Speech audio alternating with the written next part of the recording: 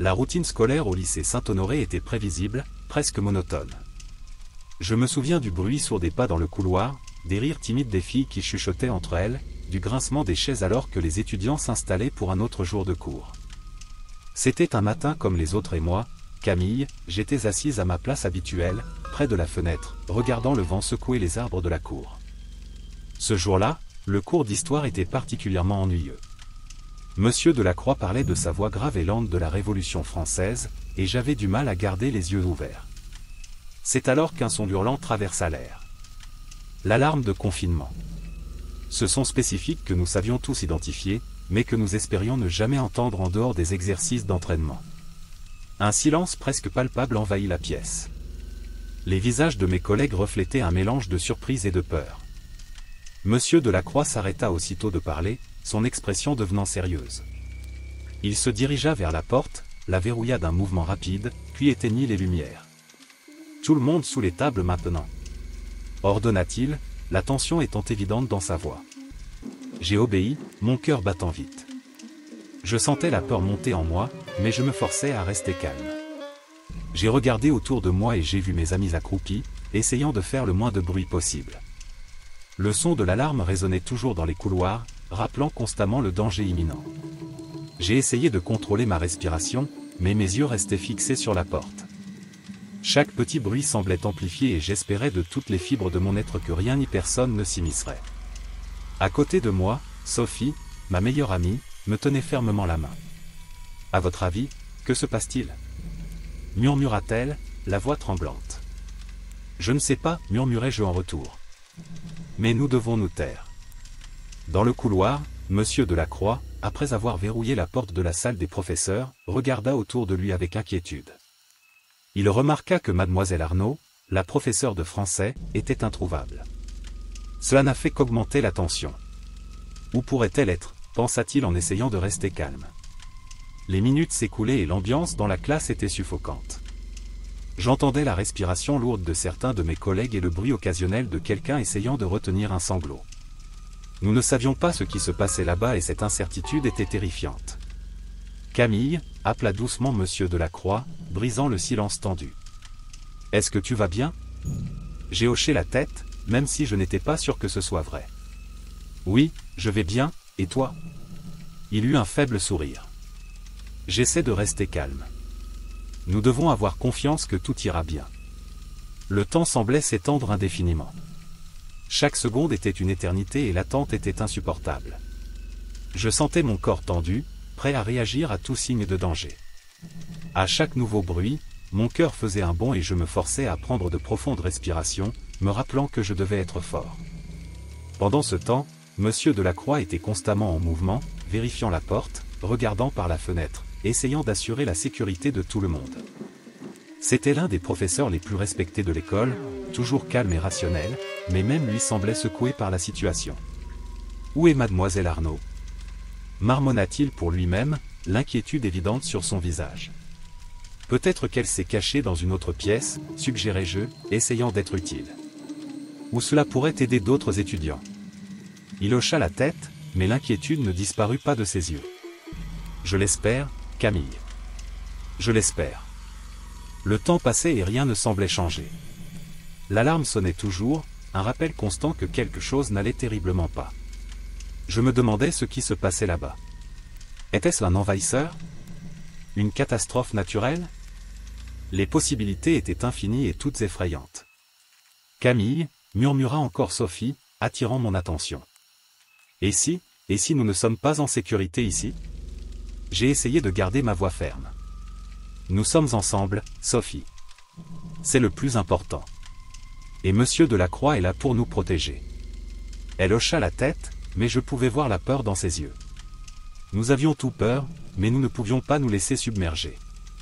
Nous devions être forts, pour nous-mêmes et les uns pour les autres. Dehors, dans le couloir, Monsieur Delacroix continuait de veiller, les yeux attentifs au moindre signe de mouvement. Il savait qu'il ne pouvait pas laisser ses élèves voir à quel point il était inquiet. Ils avaient besoin de lui pour être un point d'ancrage de calme et de sécurité au milieu du chaos. Soudain, un bruit de pas précipité résonna dans la salle. Tout le monde dans la pièce retenait son souffle, les yeux écarquillés de peur. « Qui cela peut-il bien être? Qu'est-ce qui s'est passé? Le bruit des pas se rapprochait et je pouvais sentir mon cœur battre dans mes oreilles. La porte s'ouvrit en grinçant, et Monsieur Delacroix entra précipitamment, la fermant à clé derrière lui. C'est bon, dit-il pour essayer de nous rassurer. Juste quelques professeurs qui circulent dans le couloir. Nous sommes en sécurité ici. Mais je voyais qu'il essayait juste de nous calmer. L'inquiétude dans ses yeux n'avait pas disparu et cela n'avait fait qu'augmenter ma propre peur. Que savait-il qu'il ne nous disait pas? Alors que nous nous cachions sous les tables, essayant de faire le moins de bruit possible, mon esprit se bousculait de questions sans réponse. Où était mademoiselle Arnaud? Qu'est-ce qui a causé le confinement? Et surtout, quand tout cela finirait-il? Camille, murmura encore Sophie, sa voix à peine audible. Et si c'était quelque chose de pire? Je la regardais, essayant de rester calme. Ne pense pas comme ça, Sophie. Nous devons nous concentrer sur notre sécurité pour le moment. Nous nous en sortirons, je le promets. Elle hocha la tête, mais je vis que mes paroles ne la rassuraient pas complètement. Et pour être honnête, je n'étais pas non plus convaincu. Mais je ne pouvais pas laisser la peur me dominer. Il fallait être fort. Les minutes continuaient de s'écouler, chaque seconde étant une éternité. L'alarme sonnait toujours, rappel constant du danger imminent. J'ai essayé de rester calme, mais c'était difficile car chaque bruit semblait présager quelque chose de terrible. Monsieur Delacroix continuait de surveiller la porte, les yeux attentifs au moindre signe de mouvement. Il savait qu'il devait être prêt à tout. Ses élèves comptaient sur lui et il ne pouvait pas les laisser tomber. Finalement, après ce qui semblait être une éternité, l'alarme s'est arrêtée. Le silence qui suivit fut presque assourdissant. Je pouvais entendre ma propre respiration, lourde et inégale, alors que j'essayais de comprendre ce qui se passait. « Tout va bien », dit Monsieur Delacroix d'une voix calme mais ferme. L'alarme s'est arrêtée. Mais nous devons rester là où nous sommes jusqu'à ce que nous recevions la confirmation que nous pouvons partir en toute sécurité.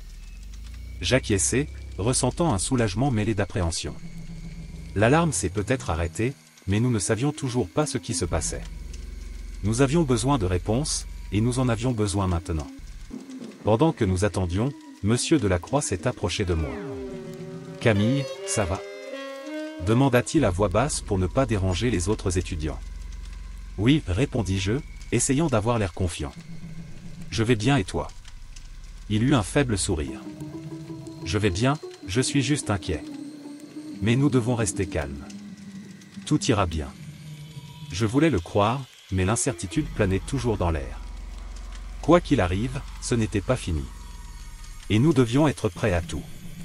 Pendant que nous nous cachions, en attendant plus d'informations, je ne pouvais m'empêcher de penser à toutes les questions restées sans réponse. Où était mademoiselle Arnaud? Quelle est la cause du confinement? Et surtout, étions-nous vraiment en sécurité? Ces questions résonnaient dans mon esprit alors que j'essayais de rester calme et d'être fort pour mes amis. Je savais que nous devions rester ensemble, nous soutenir les uns les autres. C'était le seul moyen de s'en sortir. Alors que la tension continuait de monter, nous avons attendu. Nous attendions des réponses, des assurances, tout signe indiquant que tout irait bien. Et pendant que nous attendions, je n'ai pas pu m'empêcher de me demander, qu'est-ce qui allait arriver d'autre? L'école, qui semblait autrefois être un lieu sûr et familier, était désormais un terrain incertain plein de dangers inconnus. Et tandis que j'essayais de garder mon sang-froid, je savais que ce n'était que le début de quelque chose de bien plus grand. Quelque chose qui changerait nos vies pour toujours. Et pendant que nous attendions, une seule chose était sûre, nous devions être prêts à affronter la suite des événements. Car, au lycée Saint-Honoré, rien ne serait plus pareil. La sirène résonnait dans l'école comme un cri désespéré, et le son persistait, se répercutant sur les murs de béton et les couloirs vides. J'étais en classe, j'essayais de rester calme, mais je sentais la peur monter en moi comme une marée montante. Camille, assise au premier rang, regardait la porte, les yeux écarquillés et la respiration courte. Dans le couloir, Monsieur Delacroix fermait à clé la porte de la salle du personnel, la sueur coulant sur son front en se demandant où était mademoiselle Arnaud. La communication avec la police était inexistante. Le silence radio était assourdissant et l'incertitude planait sur nous tous comme une lourde couverture. Dans ce chaos, j'ai décidé de me rendre au vestiaire des femmes, où j'ai retrouvé Chloé et Amélie. Ils étaient assis sur le sol froid, le visage pâle, et entre eux se trouvait un téléphone portable abandonné. L'écran brillait, affichant un message inquiétant, « Ils sont parmi nous ». Cela ne peut pas être réel, marmonnai-je, essayant de me débarrasser de la terreur qui m'envahissait. Mais ça l'est, répondit Chloé, la voix tremblante. Que signifie-il? Qui est parmi nous? C'est ce que nous devons découvrir, dit Amélie en fermant les yeux un instant, comme pour chercher de la force en elle-même.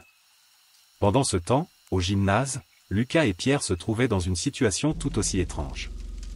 Ils avaient trouvé un symbole dessiné à la craie sur le sol. C'était un cercle avec des motifs complexes, quelque chose qui ressemblait à quelque chose sorti d'un livre occulte. Lucas s'agenouilla et toucha le dessin, sentant une étrange énergie s'en dégager. « Ce n'est pas normal, » dit Lucas en regardant Pierre avec inquiétude. « Bien sûr que non, » répondit Pierre. « C'était prévu. Quelqu'un savait que cela allait arriver. »« Mais qui ?» demanda Lucas en se levant. « C'est parce que... » C'était la grande question qui restait en suspens. Qui était derrière ce confinement? Et quel était le but de tout cela? Nous décidâmes de nous retrouver dans l'auditorium, où M. Delacroix essayait de maintenir l'ordre parmi les étudiants. Il était visiblement secoué, mais essayait de ne pas le montrer. « Nous devons rester ensemble, a-t-il déclaré, d'une voix ferme malgré sa peur.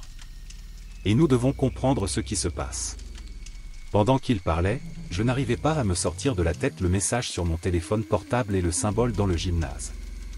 Quelque chose de bien plus important était en jeu, et j'avais l'impression que nous ne faisions qu'effleurer la surface. « J'ai besoin de te parler, » murmurai-je à Camille en l'écartant. « Ce que c'était ?» demanda-t-elle, les yeux toujours fixés sur la porte. Chloé et Amélie ont trouvé un téléphone portable dans le vestiaire des femmes. Il y avait un message étrange, « Ils sont parmi nous ». Les yeux de Camille s'écarquillèrent. « Et qu'est-ce que ça veut dire ?»« Je ne sais pas, » répondis-je. Mais Lucas et Pierre ont trouvé un étrange symbole dans le gymnase. Je pense que tout cela est lié. Et qu'allons-nous faire? Demanda Camille, la voix tremblante. Nous devons découvrir qui est derrière tout ça, ai-je dit. Et rapide. Monsieur Delacroix continue de tenter de calmer les étudiants, mais la tension est palpable. J'ai décidé que la meilleure façon d'obtenir des réponses était d'enquêter sur le symbole présent dans le gymnase. J'ai appelé Lucas et Pierre pour discuter. Nous devons examiner ce symbole de près, dis-je en essayant de rester calme. Il pourrait y avoir des indices là-bas. Lucas hocha la tête. Allez. Mais nous devons être rapides. Alors que nous marchions dans le couloir, le silence était oppressant. Chaque pas résonnait comme le tonnerre et mon cœur battait à tout rompre. Lorsque nous sommes arrivés au gymnase, le symbole était là, brillant dans la pénombre. C'est définitivement quelque chose d'occulte, dit Pierre en s'agenouillant près du dessin. Mais qu'est-ce que ça veut dire? Nous devons trouver quelqu'un qui comprend cela, dis-je en regardant autour de moi. Monsieur Delacroix sait peut-être quelque chose. Nous retournons à la salle et prenons à part Monsieur Delacroix. Nous avons trouvé quelque chose dans le gymnase, dis-je. Un symbole étrange. Savez-vous ce que cela signifie? Il fronça les sourcils, pensif. Montre-moi. Nous retournâmes au gymnase, où Monsieur Delacroix examina attentivement le symbole. C'est un secret, dit-il finalement. Un symbole utilisé dans les rituels magiques. Mais qu'est-ce que ça veut dire? Ai-je demandé, sentant ma peur monter. Je ne suis pas sûr, a-t-il admis. Mais ce n'est pas bien. Celui qui a conçu cela a de sombres intentions. Le confinement était donc prémédité, demanda Lucas. Il semble que oui, répondit Monsieur Delacroix, le visage pâle. Nous devons découvrir qui est derrière tout ça. Alors que nous discutions de nos prochaines actions, une idée m'est venue. Et si le message du téléphone portable et le symbole sont connectés? C'est une possibilité, dit Monsieur Delacroix. Nous devons enquêter plus en profondeur. Nous avons décidé de nous diviser en groupes. Monsieur Delacroix et un groupe d'élèves allaient vérifier le sous-sol de l'école, où nous pensions que se trouvait Mademoiselle Arnaud. Moi, Camille, Chloé et Amélie allions à la bibliothèque chercher tout indice qui pourrait nous aider à comprendre ce qui se passait. Dans la bibliothèque, le silence était encore plus oppressant. Les étagères étaient remplies de vieux livres et l'odeur du papier vieilli emplissait l'air. Nous avons commencé à parcourir les livres, à la recherche de tout ce qui pourrait nous donner un indice. Regarde ça, dit Chloé en brandissant un vieux livre à la couverture en cuir usé. Ça ressemble à un journal. Nous avons ouvert le journal et commencé à lire. Les pages étaient remplies de notes sur les rituels et les sacrifices pratiqués à l'école il y a plusieurs décennies. Ils ont décrit un groupe de personnes qui croyaient pouvoir obtenir un pouvoir surnaturel grâce à ces rituels. C'est inquiétant, dit Camille en tournant soigneusement les pages. Mais cela pourrait nous donner une idée de ce qui se passe. Nous avons continué la lecture et avons découvert la mention d'un symbole très similaire à celui que nous avons trouvé dans le gymnase. Cela faisait partie d'un rituel visant à libérer les mauvais esprits piégés dans l'école. Ça explique beaucoup de choses, dit Amélie, les yeux écarquillés. Mais qui essaie d'accomplir ce rituel maintenant? Nous devons avertir les autres, dis-je en fermant le journal. C'est très dangereux. Nous retournâmes à la salle, où Monsieur Delacroix et son groupe attendaient anxieusement. Nous avons trouvé quelque chose, dis-je en leur montrant le journal. Cela explique le symbole présent dans le gymnase. Cela fait partie d'un rituel visant à libérer les mauvais esprits. Monsieur Delacroix fronça les sourcils. C'est très grave. Nous devons arrêter ce rituel avant qu'il ne soit trop tard. Mais comment? Demanda Camille, la voix pleine de peur. Il faut détruire le symbole dans le gymnase, a déclaré Monsieur Delacroix. Mais cela ne sera pas facile.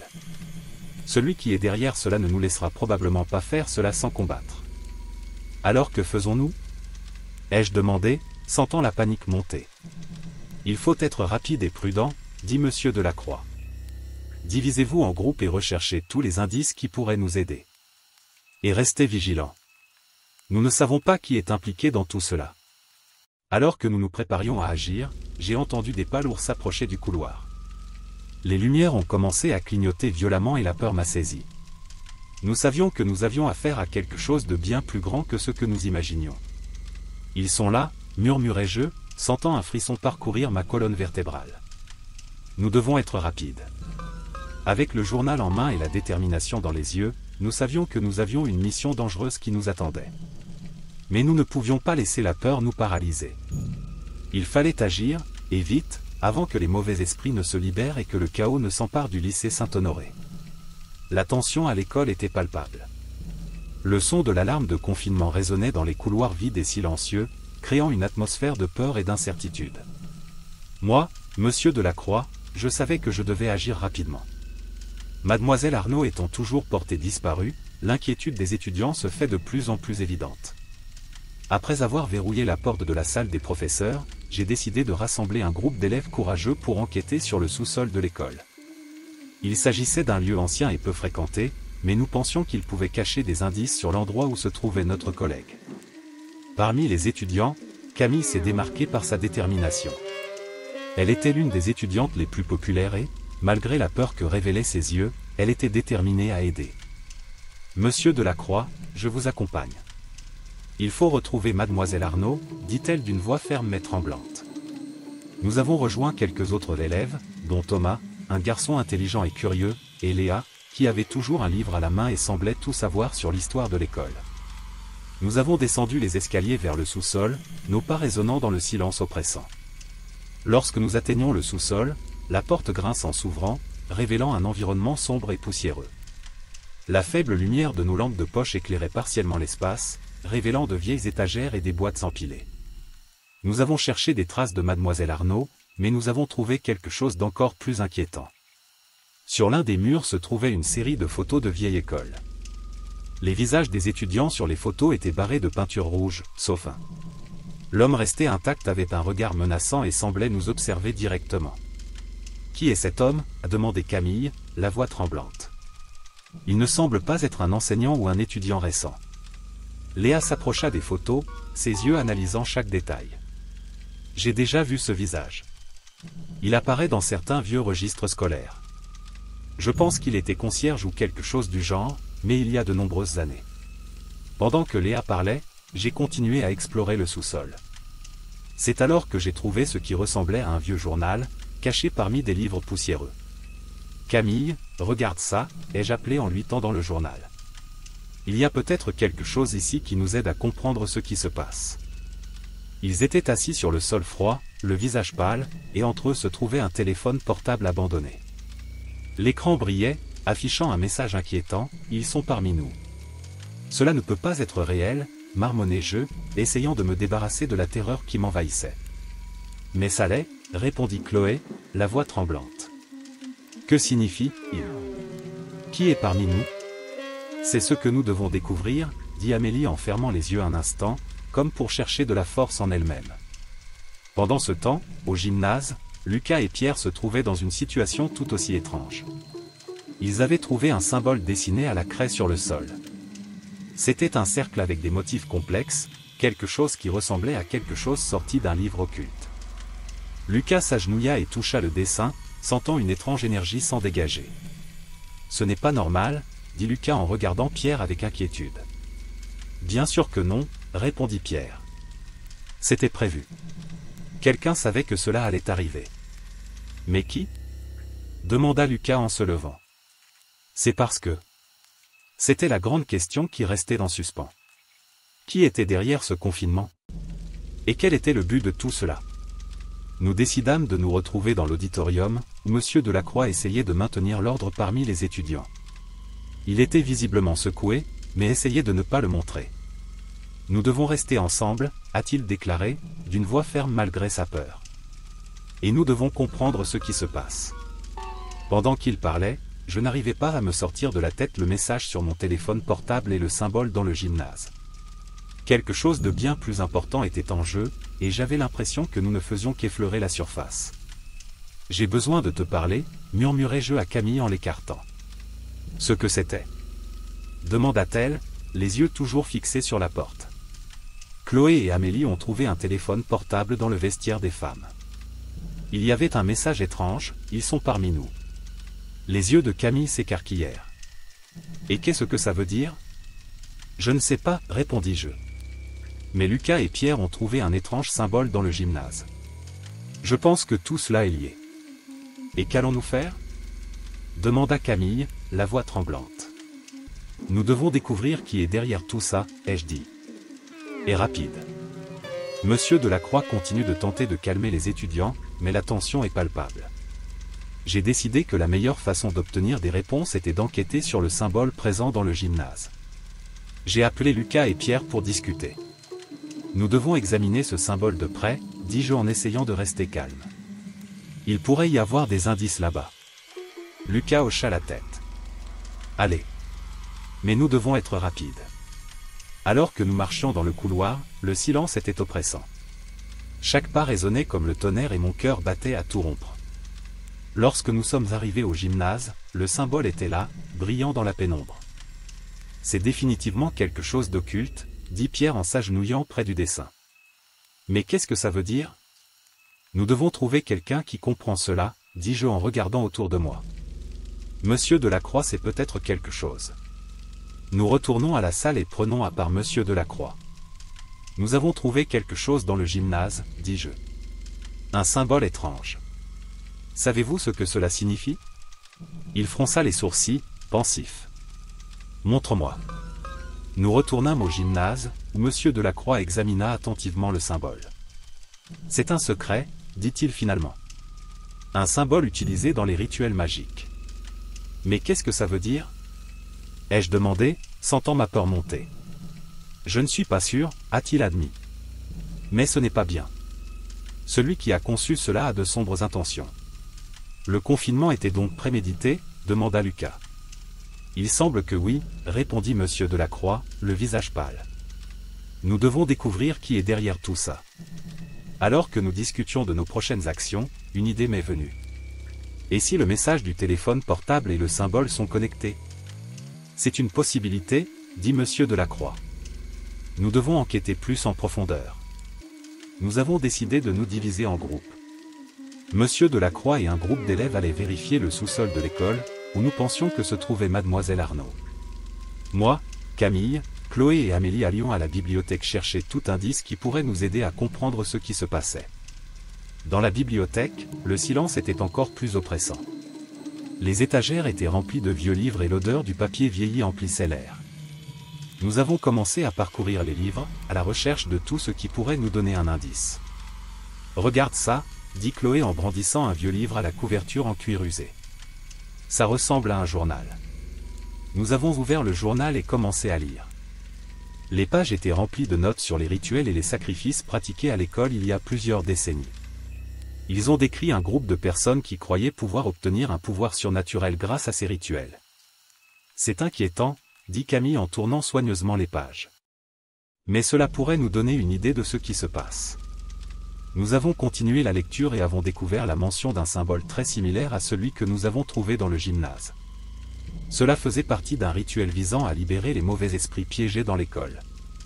Ça explique beaucoup de choses, dit Amélie, les yeux écarquillés. Mais qui essaie d'accomplir ce rituel maintenant? Nous devons avertir les autres, dis-je en fermant le journal. C'est très dangereux. Nous retournâmes à la salle, où M. Delacroix et son groupe attendaient anxieusement. Nous avons trouvé quelque chose, dis-je en leur montrant le journal. Cela explique le symbole présent dans le gymnase. Cela fait partie d'un rituel visant à libérer les mauvais esprits. M. Delacroix fronça les sourcils. C'est très grave. Nous devons arrêter ce rituel avant qu'il ne soit trop tard. Mais comment? Demanda Camille, la voix pleine de peur. Il faut détruire le symbole dans le gymnase, a déclaré M. Delacroix. Mais cela ne sera pas facile. Celui qui est derrière cela ne nous laissera probablement pas faire cela sans combattre. Alors que faisons-nous? Ai-je demandé, sentant la panique monter. Il faut être rapide et prudent, dit M. Delacroix. Divisez-vous en groupes et recherchez tous les indices qui pourraient nous aider.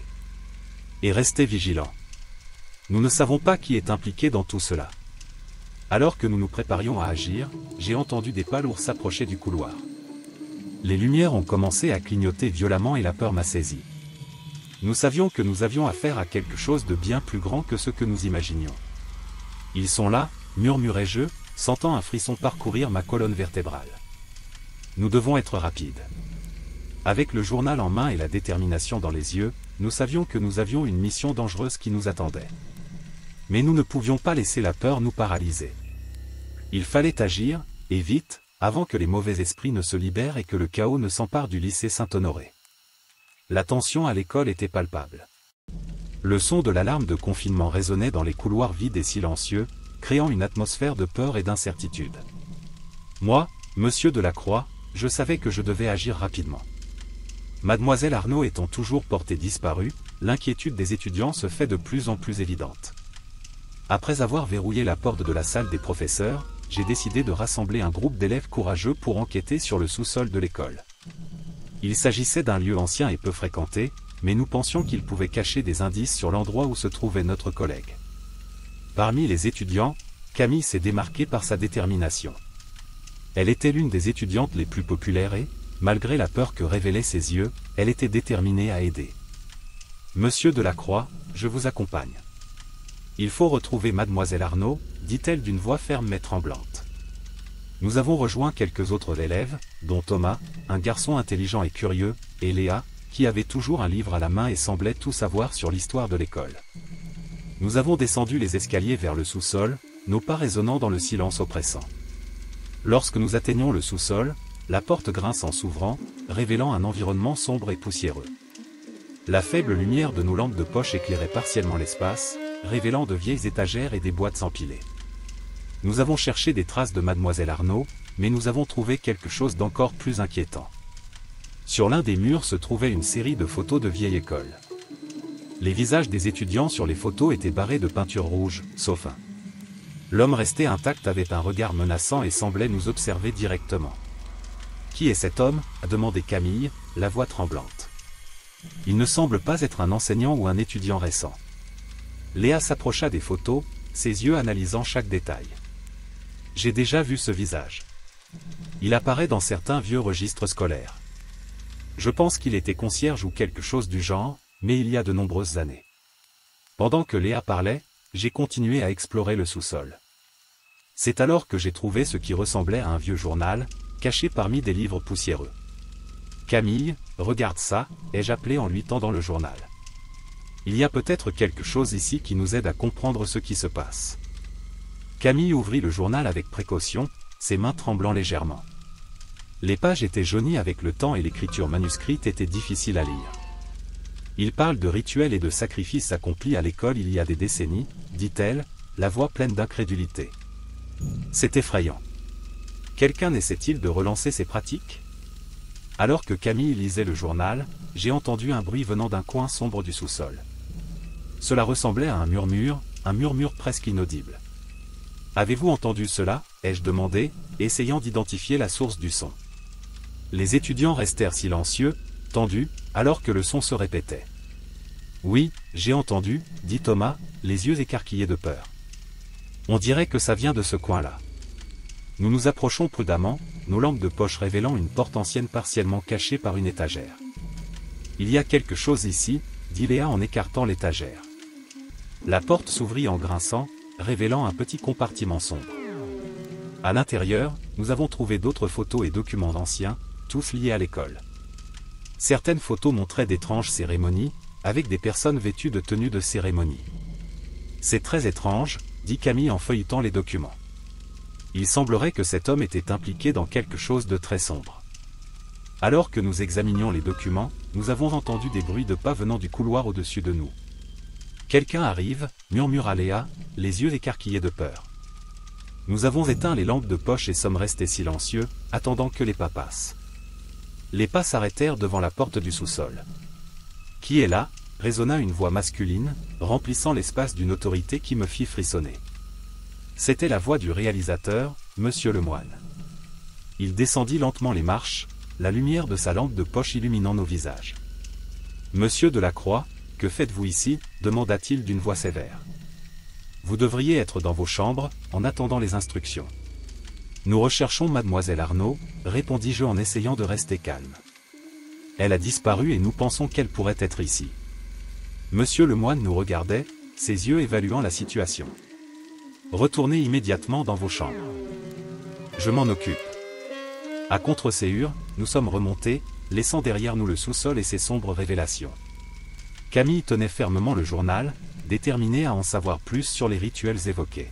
« Nous ne pouvons pas ignorer cela, » a-t-elle déclaré alors que nous traversions les couloirs. « Nous devons comprendre ce qui se passe. » De retour à la bibliothèque, Camille se concentra sur le journal, essayant d'en décrypter chaque détail. « Il parle d'un symbole spécifique utilisé dans les rituels », a-t-elle expliqué en désignant une illustration. « Peut-être que c'est le même que Lucas et Pierre ont trouvé dans le gymnase. » Tandis que Camille fouillait dans les pages du journal, j'entendis au loin une voix familière. « Monsieur Delacroix, où étiez-vous » demanda Chloé, suivie de près par Amélie. « Nous avons trouvé un téléphone portable abandonné dans le vestiaire des femmes. Il y avait un message inquiétant, ils sont parmi nous, point. » La révélation de Chloé nous a laissés encore plus alarmés. « Cela confirme qu'il se passe quelque chose de très grave ici, » dit Léa, le visage pâle. « Nous devons découvrir qui est derrière tout ça. » Camille leva les yeux de son journal, l'expression déterminée. « Je pense que nous avons déjà une idée. Nous devons comparer le symbole que Lucas et Pierre ont trouvé avec celui du journal. Nous avons décidé de retrouver Lucas et Pierre au gymnase. Nous avons parcouru les couloirs avec précaution, attentifs aux moindres signes de danger. Lorsque nous sommes arrivés au gymnase, nous avons trouvé les deux garçons en train d'examiner le symbole dessiné sur le sol. « Lucas, Pierre, nous avons trouvé quelque chose d'important, » dit Camille en montrant le journal. « Ce symbole fait partie d'un rituel mentionné ici. Nous devons comprendre ce qu'il signifie. » Les garçons regardèrent le journal, leurs expressions sérieuses. « Donc ce confinement n'était pas qu'un accident ?» a demandé Pierre, la voix pleine d'inquiétude. « Est-ce que quelqu'un essaie d'accomplir un rituel ici ?»« C'est à cela que cela ressemble, » répondis-je, sentant la gravité de la situation s'intensifier. « Nous devons découvrir qui est derrière cela et les empêcher de continuer. » Alors que nous discutions de nos prochaines actions, nous avons entendu un bruit de pas lourd approchant. « Quelqu'un arrive » dit Lucas en éteignant les lumières du gymnase. Nous nous sommes cachés derrière les gradins, le cœur battant. Les pas s'arrêtèrent à l'entrée du gymnase et une silhouette sombre apparut, ses yeux brillant dans l'obscurité. « Je sais qu'ils sont là » dit le personnage d'une voix basse et menaçante. « Ça ne sert à rien de se cacher. » Nous sommes restés silencieux, essayant de ne faire aucun bruit. La silhouette s'approcha lentement, leurs pas résonnant sur le sol du gymnase. « Tu n'aurais pas dû te mêler de ça » dit-il d'une voix froide. « Maintenant, ils devront en payer le prix. » Avant que la silhouette ne puisse nous trouver, nous avons entendu un bruit venant du couloir. « Monsieur Delacroix, êtes-vous là » appela une voix familière. C'était mademoiselle Arnaud. La silhouette sombre se tourna rapidement et disparut dans l'obscurité. Nous sommes sortis de nos cachettes, soulagés d'avoir échappé de justesse. « Mademoiselle Arnaud, ça va » ai-je demandé en courant à sa recherche. « Oui, je vais bien » répondit-elle, le visage sérieux. « Nous devons parler. Il y a quelque chose de très important que vous devez savoir. » Nous nous sommes rencontrés à la bibliothèque, où mademoiselle Arnaud nous a raconté tout ce qu'elle savait. J'ai découvert qu'il existe un groupe secret à l'école qui tente d'accomplir d'anciens rituels pour acquérir des pouvoirs surnaturels, a-t-elle révélé. Ils sont prêts à tout pour atteindre leurs objectifs. La révélation nous a laissés stupéfaits. Donc le confinement a été planifié par ce groupe, a demandé Camille, les yeux écarquillés d'incrédulité. Oui, répondit mademoiselle Arnaud. Et nous devons agir rapidement pour les empêcher de continuer. Ils sont plus proches que nous ne le pensons. Au fur et à mesure que nous traitions ces informations, nous avons senti l'urgence de la situation augmenter. Nous devons alerter la police, a déclaré Thomas, la voix pleine de détermination. Et trouve un moyen d'arrêter ces rituels. Nous avons convenu de partager nos tâches. Camille, Chloé et Amélie se concentreraient sur le déchiffrement du journal et trouveraient un moyen d'arrêter le rituel, tandis que moi, Thomas, Léa, Lucas et Pierre fouillerions l'école à la recherche d'autres indices. La tension était palpable alors que nous avancions dans les couloirs, sachant que chaque seconde comptait. « Nous y arriverons » dit Camille d'une voix ferme. J'étais au gymnase avec Pierre lorsque la tension a atteint son paroxysme. L'environnement était déjà chargé d'électricité statique, presque palpable dans l'air, et la découverte de cet étrange symbole dessiné à la craie sur le sol n'avait fait qu'augmenter notre nervosité. Nous essayions de déchiffrer ce que cela signifiait lorsque nous entendîmes des pas lourds résonner dans le couloir. Pierre et moi avons échangé des regards alarmés et avons instinctivement éteint les lumières du gymnase pour tenter de nous cacher. « Lucas, qu'est-ce qu'on fait maintenant » murmura Pierre, la voix tremblante de peur. « Reste immobile et ne bouge pas » répondis-je en essayant de rester calme. Mon esprit s'emballait, essayant de penser à toutes les possibilités. Qui pourrait s'approcher? Et surtout, pourquoi? Les pas se rapprochèrent, de plus en plus audibles, jusqu'à s'arrêter juste à l'entrée du gymnase. J'ai retenu mon souffle, essayant d'entendre un signe de ce qui se passait. Le silence était assourdissant, interrompu seulement par le bruit occasionnel de notre respiration retenue. Soudain, la porte du gymnase commença à grincer, s'ouvrant lentement. Mon cœur battait si fort que j'avais peur qu'on l'entende. Pendant ce temps, Monsieur Delacroix, qui cherchait à découvrir où se trouvait mademoiselle Arnaud, sentit une étrange présence. Il était descendu au sous-sol de l'école, où nous avions trouvé ces vieilles photos avec les visages barrés.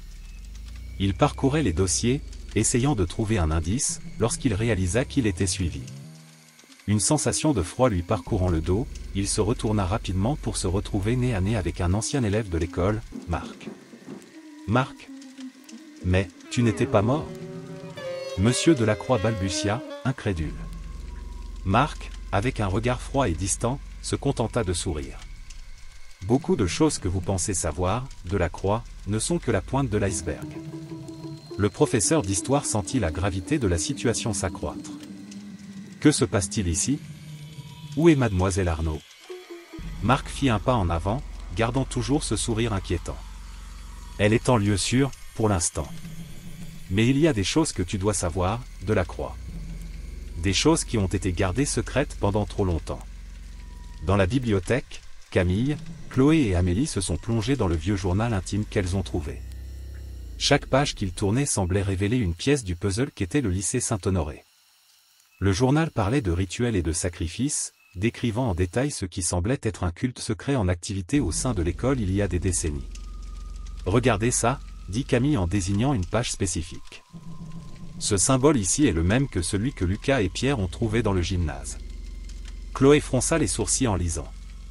Il est dit que cela fait partie d'un rituel visant à libérer les mauvais esprits piégés dans l'école. Les lumières clignotaient violemment, créant une atmosphère de chaos et de désespoir. Camille s'arrêta brusquement en voyant Lucas et Pierre courir vers elle, suivis de près par la silhouette sombre. « Lucas !» « Pierre !» cria Camille en essayant d'attirer leur attention. Les garçons s'arrêtèrent, haletants, et regardèrent les trois filles. « Camille, nous devons sortir d'ici. »« Maintenant » dit Lucas désespéré. « Nous ne pouvons pas, » répondit Camille d'une voix ferme.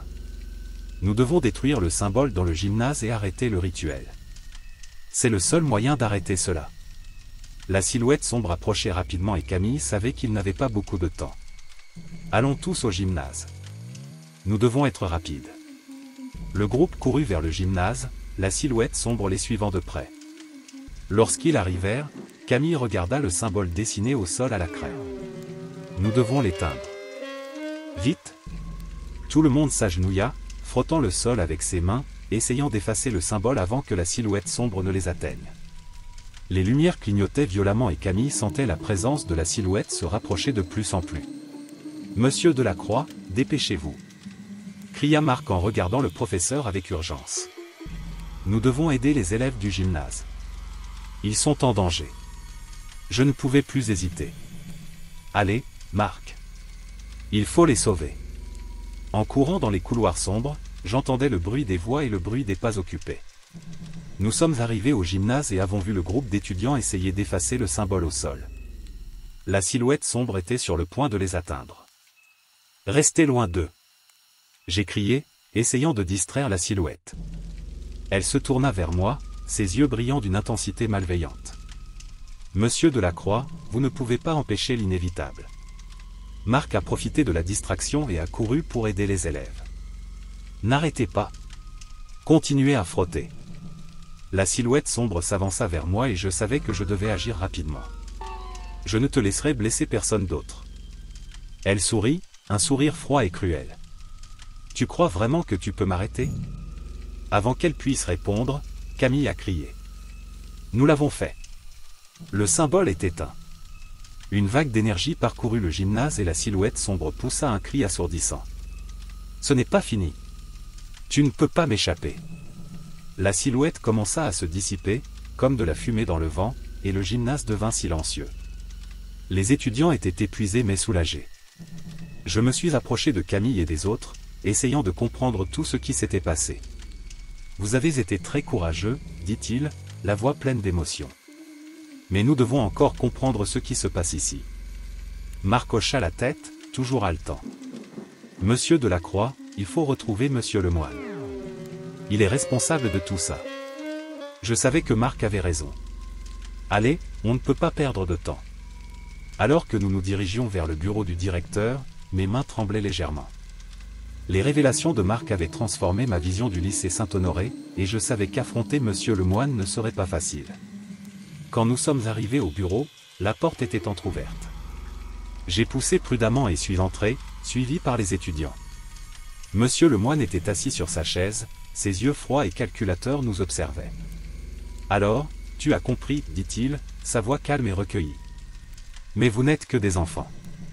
Vous ne pouvez pas comprendre l'ampleur des enjeux.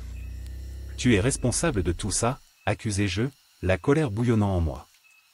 Les expériences, les rituels, les sacrifices. Comment pourriez-vous faire ça à vos propres élèves ? » Monsieur Lemoine se releva lentement, un sourire sinistre aux lèvres. « Vous ne comprenez pas.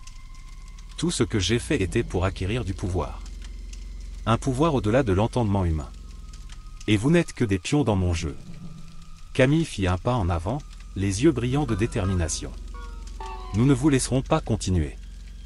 Finissons maintenant. » Monsieur Lemoine éclata d'un rire froid et sans joie. « Pensez-vous que vous pouvez m'arrêter ?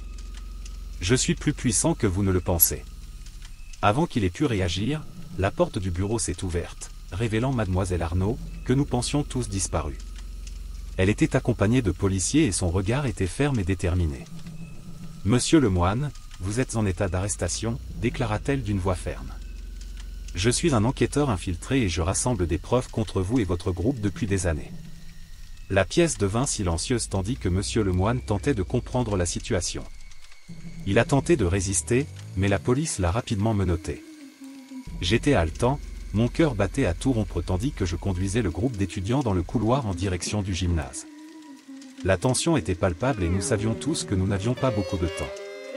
Les lumières de l'école clignotaient frénétiquement, projetant sur les murs des ombres effrayantes qui semblaient danser et nous poursuivre. La silhouette sombre se tenait derrière nous, ses pas résonnant de façon inquiétante sur le sol en marbre. Camille, à côté de moi, regardait droit devant elle, bien décidée à détruire le symbole et à interrompre le rituel.